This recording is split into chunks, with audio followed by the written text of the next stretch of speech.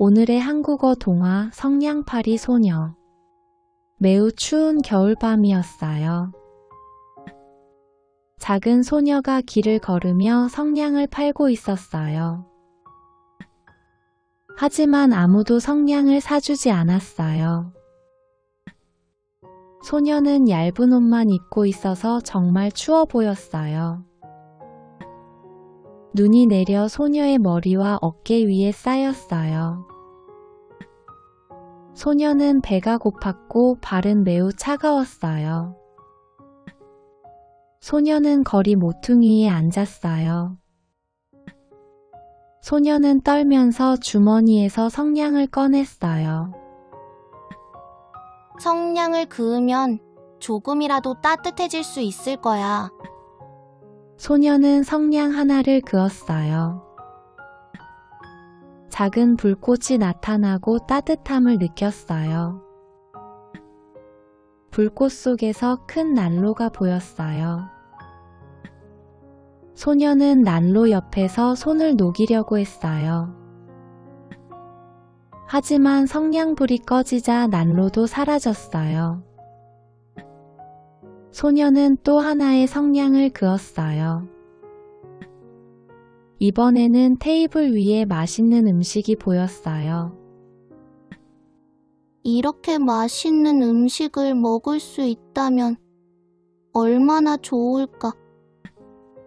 하지만 불꽃이 사라지자 음식도 없어졌어요. 소녀는 슬픈 마음으로 다시 성냥 하나를 그었어요. 그러자 이번에는 아름다운 크리스마스 트리가 나타났어요. 반짝이는 트리를 보고 소녀는 눈을 반짝였어요. 우리 집에 이런 트리가 있으면 좋을 텐데. 그러나 다시 불이 꺼지자 트리도 사라졌어요. 소녀는 마지막 성냥 하나를 긋기로 했어요. 그 순간 소녀가 사랑했던 할머니가 불꽃 속에서 나타났어요. 할머니! 소녀는 기뻐하며 외쳤어요. 이제 춥지 않을 거야. 함께 가자. 할머니는 다정하게 미소 지으며 소녀를 안아주었어요. 소녀는 할머니의 손을 잡았어요. 그러자 둘은 빛에 감싸여 하늘로 올라갔어요. 다음 날 아침 소녀는 거리 모퉁이에서 조용히 잠든 채로 앉아 있었어요. 하지만 그녀의 얼굴에는 미소가 떠올라 있었어요. 사람들은 그 모습을 보고 눈물을 흘렸어요. 그녀는 할머니와 천국에서 행복하게 살았어요. 작은 소녀는 마침내 영원한 안식을 찾았답니다. 오늘의 한국어 동화 신데렐라. 옛날 옛적에 신데렐라라는 착하고 사랑스러운 여인이 있었습니다. 그녀의 어머니가 돌아가신 후 그녀의 아버지는 두 딸을 둔 여성과 재혼했습니다. 얼마 후 타지에 있던 신데렐라의 아버지가 돌아가셨다는 소식이 전해졌습니다. 그러자 계모는 신데렐라에게 집안일과 청소, 요리를 모두 시켰습니다. 계모와 언니들은 항상 불친절했고 그녀가 편한 시간을 보내지 못하게 했습니다. 비록 그들은 심술궂었지만 신데렐라는 항상 친절했습니다. 어느 날 신데렐라의 계모는 두 딸에게 궁전에서 열리는 무도회에 초대받았다고 말했습니다.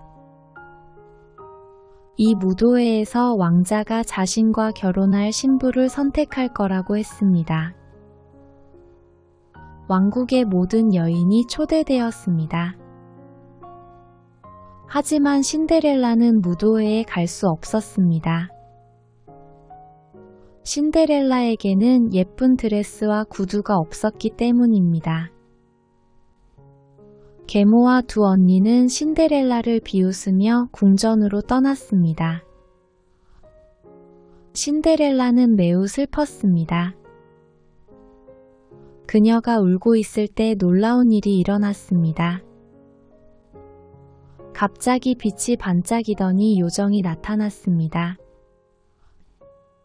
요정은 마술 지팡이를 휘둘러 신데렐라의 낡은 옷을 아름다운 드레스로 바꾸었습니다.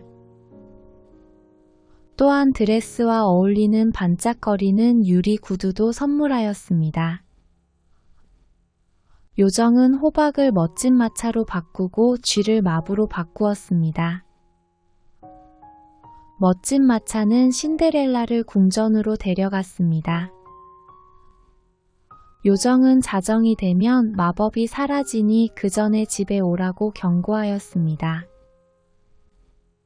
신데렐라는 무도회에 갔고 도착했을 때 왕자는 그녀를 보고 한눈에 반해버렸습니다. 그들은 시간이 가는 줄도 모르고 함께 춤을 췄습니다. 신데렐라는 너무 기뻐서 시간이 가는 것도 몰랐습니다. 그때 시계가 자정을 알렸습니다.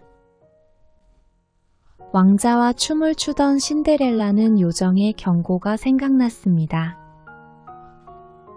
신데렐라는 왕자를 뿌리치고 궁전 밖으로 뛰어나갔습니다.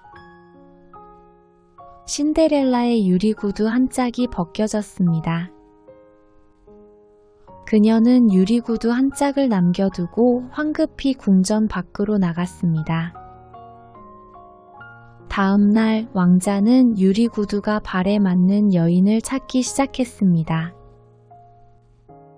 왕자는 왕국 구석구석을 돌아다니며 모든 여인들에게 구두를 신켜보았습니다.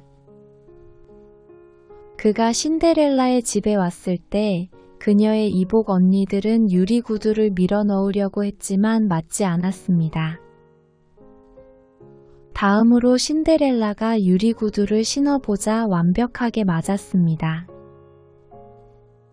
왕자는 그녀가 무도회에서 만난 여인이라는 것을 깨달았습니다. 왕자는 그녀에게 결혼해달라고 요청했습니다. 신데렐라는 알겠다고 대답했고 그들은 그 이후로 행복하게 살았습니다. 오늘의 이야기 빨간 모자. 옛날에 항상 빨간 모자를 쓰고 다니는 어린 소녀가 있었습니다.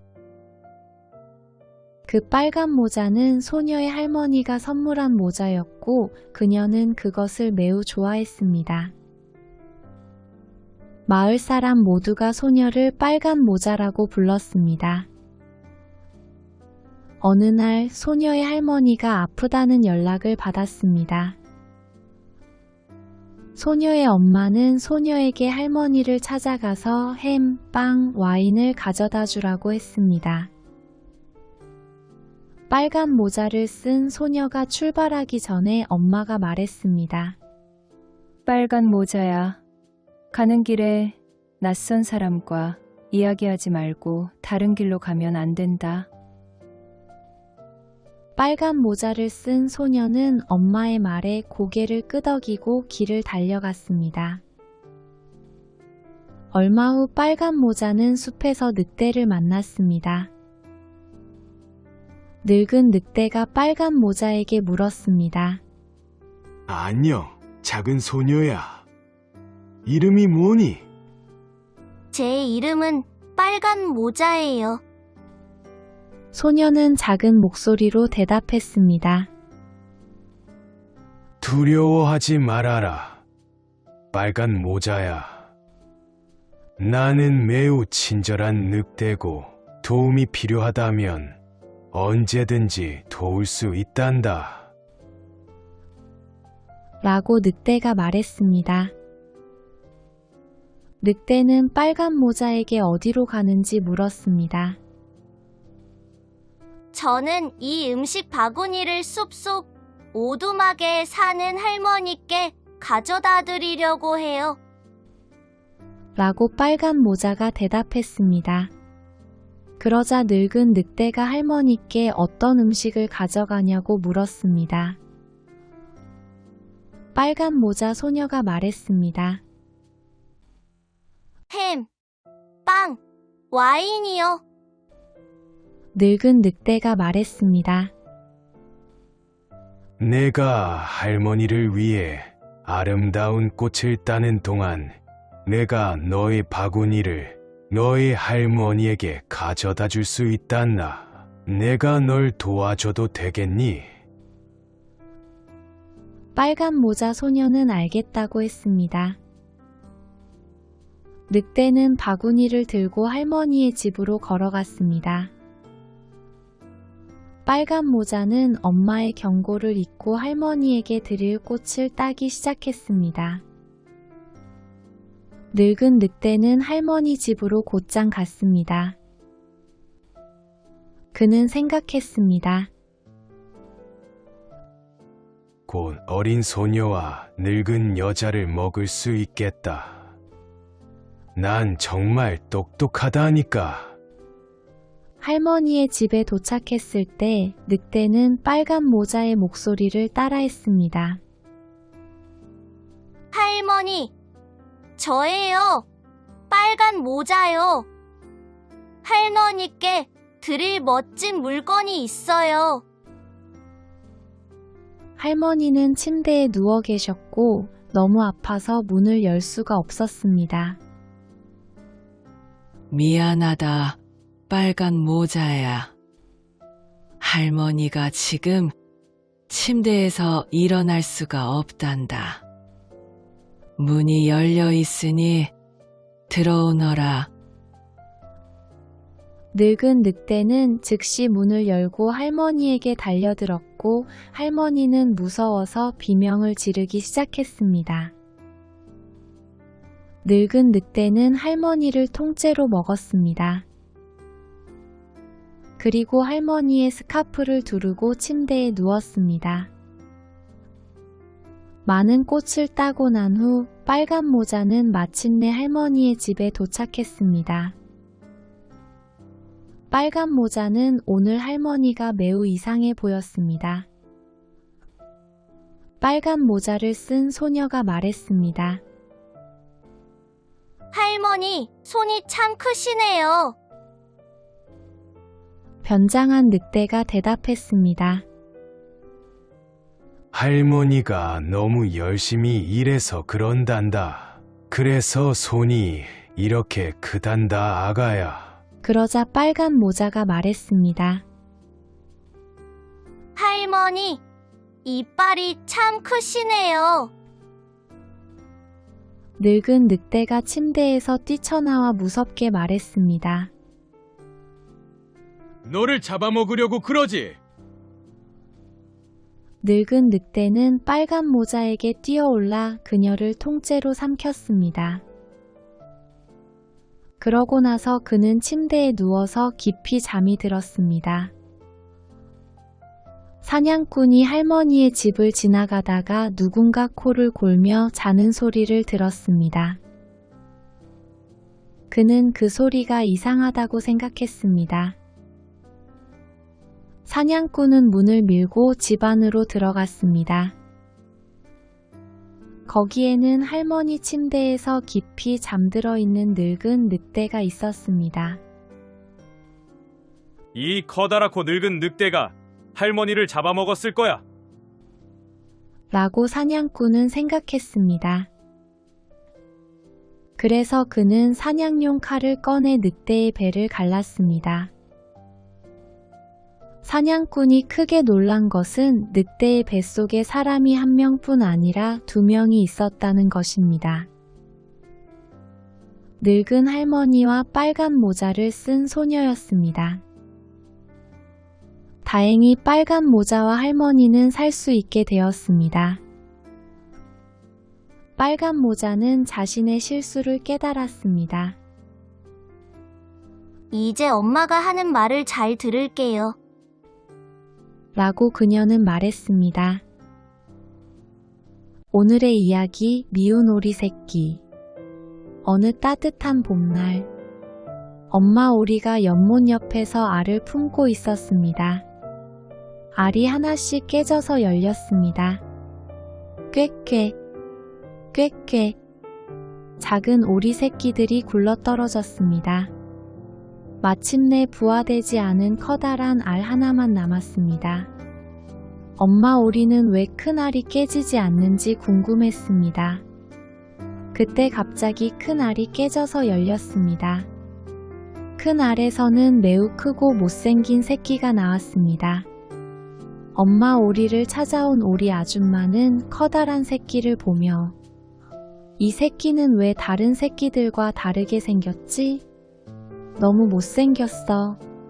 라고 말했습니다. 다른 새끼 오리 모두가 그를 비웃기 시작했습니다. 그들은 모두 그가 정말 못생겼다고 생각했고 그를 미운 오리 새끼라고 부르기 시작했습니다. 엄마 오리가 미운 오리 새끼에게 여기선 아무도 너를 안 좋아하는데 다른 데 가서 사는 게 어때? 라고 말했습니다.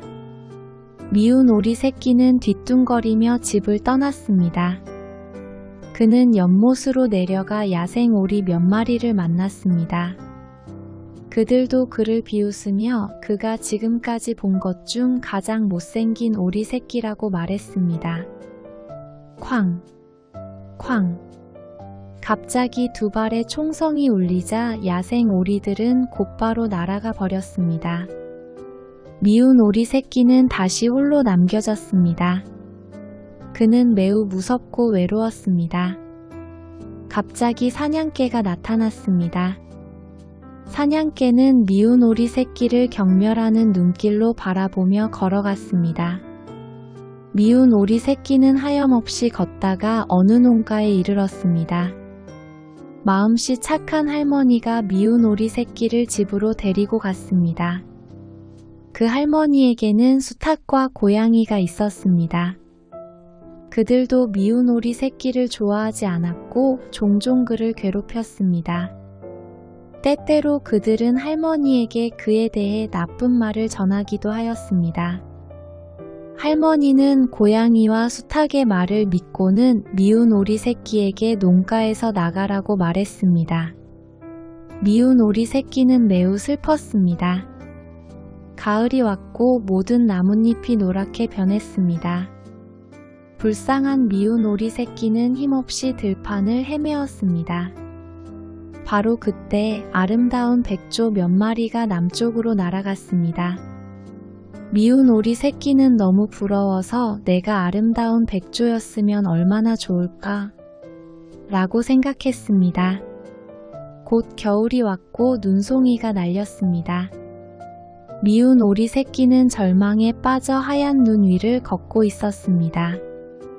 몸이 꽁꽁 얼 정도로 춥고 배고팠던 미운 오리 새끼는 눈 위에 쓰러졌습니다. 다행히 지나가던 사냥꾼이 그를 발견하였습니다. 친절한 사냥꾼은 미운 오리 새끼를 집으로 데려가 따뜻한 난로 근처에 두었습니다. 곧 미운 오리 새끼가 잠에서 깨어났고 기분이 훨씬 좋아지기 시작했습니다. 또 다른 봄이 왔고 미운 오리 새끼가 자랐습니다. 그는 친절한 사냥꾼 부부에게 작별 인사를 하고 다시 한번 여행을 떠났습니다. 미운 오리 새끼는 연못으로 걸어가서 아름다운 백조 2마리를 지나쳤습니다. 놀랍게도 그들은 그를 따라가며 정말 아름다운 새군요. 라고 외쳤습니다. 미운 오리 새끼는 물에 비친 자신의 모습을 보고 깜짝 놀랐습니다. 연못에는 아름다운 하얀 백조가 보였습니다. 이제 멋진 백조가 된 미운 오리 새끼는 새로운 백조 친구들을 향해 신나게 헤엄쳐 갔습니다. 연못에 있던 오리 몇 마리가 정말 아름다운 백조구나 라고 말했습니다. 미운 오리 새끼는 그 말을 듣고 매우 기뻐했습니다. 미운 오리 새끼는 새로운 동료들과 함께 맑고 푸른 하늘 위로 높이 날아올랐습니다. 마침내 그는 진짜 백조가 되었습니다.